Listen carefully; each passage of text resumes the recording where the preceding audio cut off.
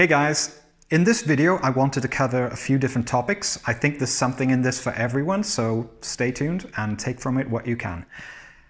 So in recent times I've noticed that there are an increasing number of coaches trying to help people who have been victims of narcissistic abuse in relationships, in childhood, or in both. And I think this is really important work because there is a lot of need out there and there is definitely a market for this kind of help. However, despite there being many people doing really good things, I have also noticed that there are some coaches who are taking an approach which I don't think is helpful. And this is to treat a narcissist like some kind of boogeyman, as if they are some monster that can attack anyone without any defense, and you just need to try to avoid these people.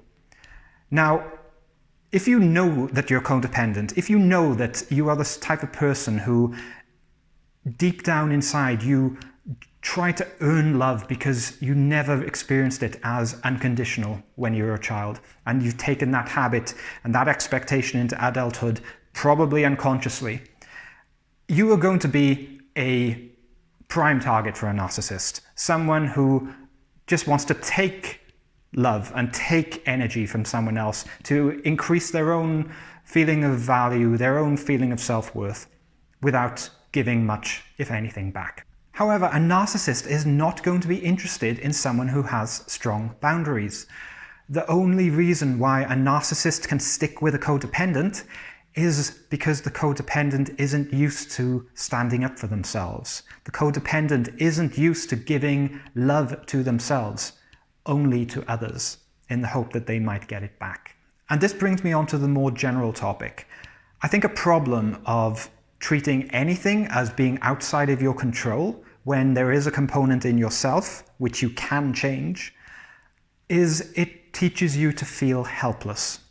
When someone first encounters the coaches who treat narcissists like boogeymen, they are given pity, they are given understanding, they are given patience and a voice, and it's wonderful, and they feel like, oh my gosh, it's not all my fault.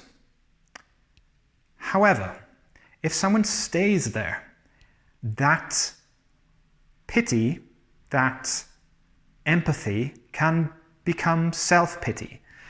And rather than moving on to the main course of self-love and self-worth and improving one's own life from one's own power, they can become addicted to the fast food of self-pity. In the 1960s, there was an experiment in learned helplessness on dogs. They took two groups of dogs. One group was given electric shocks on the platform where they were standing, but there was a lever that they could press and then the shocks would end. The other group could not stop the shocks. There was no lever. And so the dogs learned pretty soon, when the shocks came, that the dogs which had the lever could press it and they could stop it. The dogs which did not have the lever, every time the shock started, they would just lie down and cry. And then they took the dogs out and put them in an area where there was a small fence that they could easily jump over.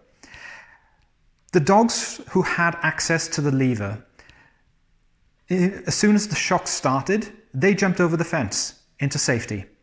The dogs who did not have access to the lever in the first experiment stayed where they were. And again, they lay down and cried. And the same thing can happen when someone has an experience that they cannot escape from this horrible environment which makes them feel like crap. They can take on board this idea that there is nothing I can ever do to escape it. And so they never learn to press the lever. They never learn to jump over the fence when it is presented to them, because they are not aware that it even exists. So when you recognize that there has been a problem in your life that is not of your making, there is a time to grieve. There is a time to understand that things were not your fault. However, there is wisdom in the phrase, fool me once, shame on you, fool me twice, shame on me. I don't want to bring shame into it, but you get the idea. What is outside of our control is not worth spending any more energy on. If it is possible to change anything, that must be our focus. There is wisdom in the prayer of St. Francis of Assisi. Lord, give me the courage to change the things that I can change, the grace to accept the things I cannot, and the wisdom to know the difference between them. May you also have this wisdom, this grace, and this courage.